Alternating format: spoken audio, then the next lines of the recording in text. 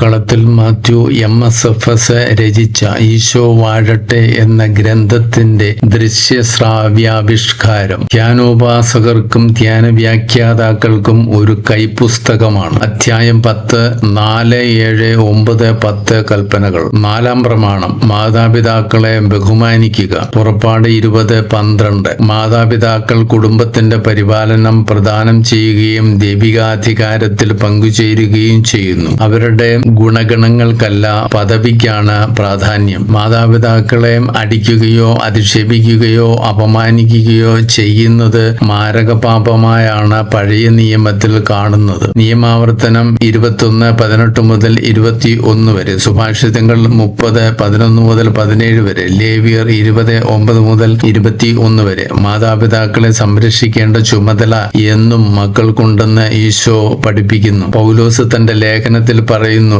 ഈ കൽപ്പന കുഞ്ഞുങ്ങൾക്ക് മാത്രമുള്ളതല്ല. എഫേസൂസ് 4:15-16 വചനങ്ങൾ, എഫേസൂസ് 6:1 മുതൽ 6 വരെയുള്ള തിരുവചനങ്ങൾ വായിക്കുക.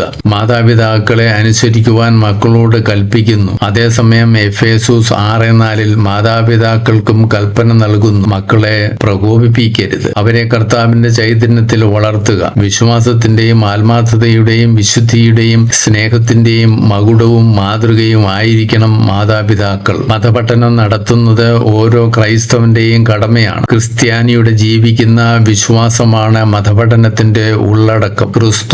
ക്രിസ്തുവിന്റെ പ്രബോധനങ്ങളും സഭയുടെ വിശ്വാസ സത്യങ്ങൾ ആകുന്നു. കുട്ടികൾ ദൈവാത്മാവിൽ വളരുവാനും കർത്താവായ യേശു ക്രിസ്തുവിലേക്ക് നയിക്കപ്പെടുവാനും മാതാപിതാക്കൾ സഹായിക്കുകയും ശക്തിപ്പെടുത്തുകയും വേണം. പരസ്പരം സ്നേഹിക്കുവാനും അനുസരിക്കുവാനും ബഹുമാനിക്കുവാനും പൗലോസ് തന്റെ ലേഖനത്തിൽ മാതാപിതാക്കളോടും മക്കളോടും ദാസരോടും ഉപദേശിക്കുന്നു. സാക്ഷ്യം വഹിക്കലും മതപഠനവും ഒന്നിച്ചു പോകണം. മക്കളെ ദൈവവിശ്വാസത്തിൽ വളർത്തുക എന്നത് മാതാപിതാക്കളുടെ പ്രത്യേക കടമയാണ്. മക്കളുടെ ആവശ്യങ്ങളും അവരാവശ്യപ്പെടുന്നതും തമ്മിലുള്ള വ്യത്യാസം മാതാപിതാക്കൾ തിരിച്ചറിഞ്ഞ് പ്രവർത്തിക്കണം. എഫേസൂസ് 5:22 മുതൽ 25 വരെ, എഫേസൂസ് 6:4-13 വചനങ്ങൾ, പ്രഭാഷകൻ 3:1 മുതൽ 6 വരെയുള്ള വചനങ്ങൾ, പ്രഭാഷകൻ 3:21 മുതൽ 27 വരെയുള്ള തിരുവചനങ്ങൾ, 2 സാമുവേൽ 6:16 മുതൽ 23 വരെയുള്ള തിരുവചനങ്ങൾ. 7-ാം പ്രമാണം മോഷ്ടിക്കരുത്. പുറപ്പാട് 20:15. എല്ലാ വിധത്തിലുമുള്ള മോഷണങ്ങളെയും ചൂഷണങ്ങളെയും വഞ്ചനകളെയും പഴയ നിയമത്തിൽ ഈ പ്രമാണത്താൽ അപലപിക്കുന്നു.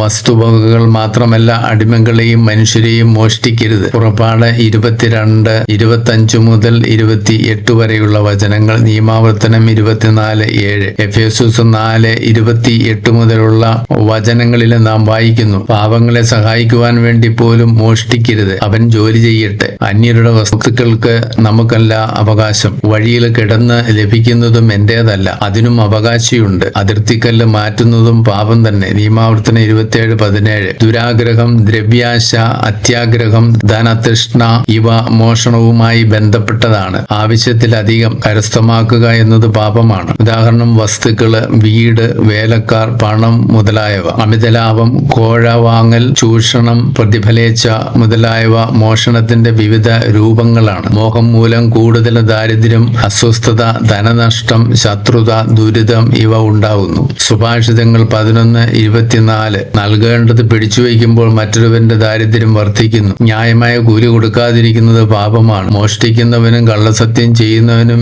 വിച്ഛേദിക്കപ്പെടുമെന്നാണ് വേദഗ്രന്ഥ ചുരുളിൽ എഴുതിയിരിക്കുന്നത്. സംഖ്യ 5:1 മുതൽ 4 വരെ. മോഷ്ടിക്കുകയോ വഞ്ചിക്കുകയോ ചെയ്യും കർത്താവിന്റെ നാമം അശുദ്ധമാക്കുകയാണ്. ലേവ്യർ 19:11-12 വചനങ്ങൾ. സമർപ്പിതർ വീട്ടിൽ കൊടുക്കുന്നതെന്തും ശിക്ഷിക്കപ്പെടുന്നു. കവർച്ചക്കാരും തസ്കരന്മാരും അത്യാഗ്രഹികളും ദൈവരാജ്യം അവകാശപ്പെടുത്തുകയില്ല. 1 കോറിന്തോസ് 6:9 മുതൽ 11 വരെ. 9-ാം പ്രമാണം അന്യന്റെ ഭാര്യയെ ആഗ്രഹിക്കരുത്. പുറപ്പാട് 20:17. സ്വന്തം വിവാഹ ജീവിതത്തിനു പുറത്ത് അന്യജീവിത പങ്കാളിയെ ആഗ്രഹിക്കുന്നതും കൂടെ വസിക്കുന്നതും രഹസ്യവും പരസ്യവുമായ ലൈംഗിക ബന്ധവും ഈ കൽപ്പനയാൽ നിരോധിക്കപ്പെട്ടിരിക്കുന്നു. ആയതിനാൽ ഈ കൽപ്പനയുടെ ലംഘനം പാപവും ദൈവസാന്നിധ്യത്തോടുള്ള അവഹേളനവുമാണ്, അശുദ്ധവും അധാർമികവുമാണ്. ദൈവം നമ്മോട് കൽപ്പന അനുസരിക്കുവാൻ ആവശ്യപ്പെടുന്നു. കൽപ്പനയുടെ ലംഘനം ഒരു വ്യക്തിയുടെ അശുദ്ധിയെയും വിശ്വസ്തത ഇല്ലായ്മയെയും അധാർമികതയെയും എടുത്തുകാട്ടുന്നു.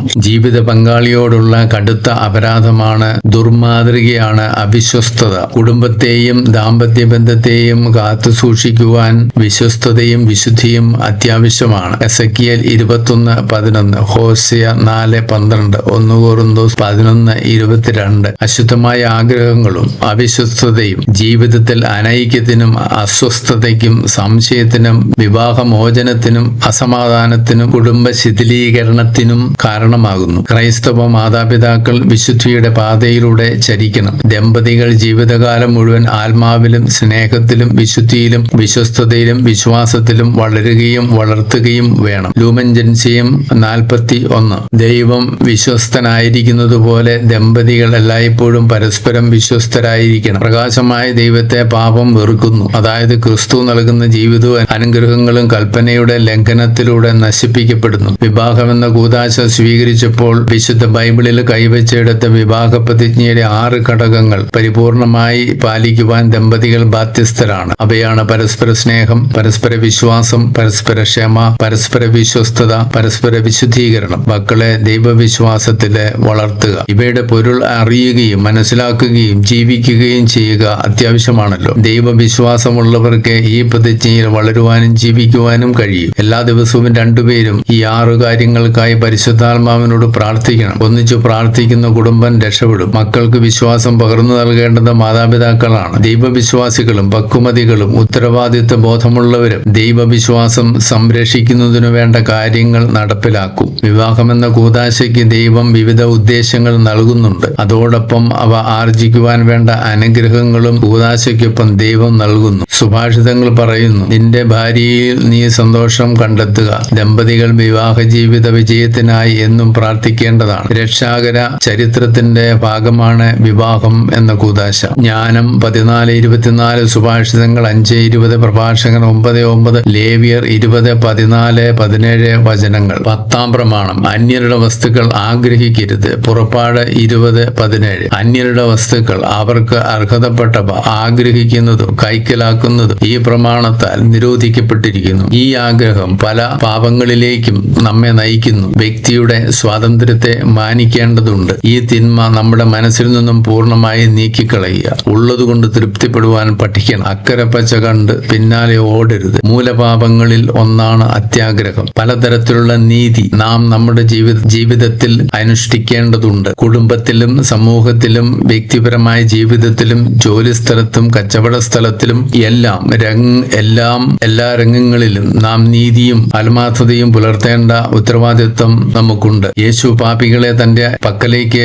വിളിക്കുവാനാണ് ഈ ലോകത്തിലേക്ക് വന്നത്. 1 തിമോത്തി 1:15. ബലഹീനർക്ക് വേണ്ടി ക്രിസ്തു മരണം വരിച്ചു. അവന്റെ രക്തത്താൽ നമ്മെ നീതീകരിച്ചു. റോമ 5:7-12 വരെയുള്ള തിരുവചനങ്ങൾ. 10-ാം പ്രമാണത്തിനെതിരായ പാപങ്ങൾ, മറ്റുള്ളവരുടെ വസ്തുക്കൾ അപഹരിക്കുന്നത്, അന്യായമായി വസ്തുവകകൾ കരസ്ഥമാക്കുന്നത്, അന്യായങ്ങൾ പ്രവർത്തിക്കുന്നത്, അതിരുകവിഞ്ഞ സാമ്പത്തിക നേട്ടങ്ങൾ, അന്യായ പലിശ വാങ്ങുന്നത്, അത്യാഗ്രഹം കാണിക്കുന്നത്, ജോലിക്കാരെ പീഡിപ്പിക്കുന്നത്, വീട്ടുവേലക്കാരെ ദുരുപയോഗിക്കുന്നത്, ന്യായമായ കൂലി നൽകാത്തത്. റോമ 13:9-10 വചനങ്ങൾ. ലൂക്ക 3:13, സുഭാഷിതങ്ങൾ 6:32, സുഭാഷിതങ്ങൾ 23:10, സുഭാഷിതങ്ങൾ 28:25, 1 രാജാക്കന്മാർ 21:1-29 വരെയുള്ള തിരുവചനങ്ങൾ. സങ്കീർത്തനം 16:10, നിയമാവർത്തനം 27:25, ഉൽപ്പത്തി 26:29-34 വരെയുള്ള വചനങ്ങൾ. Live Jesus.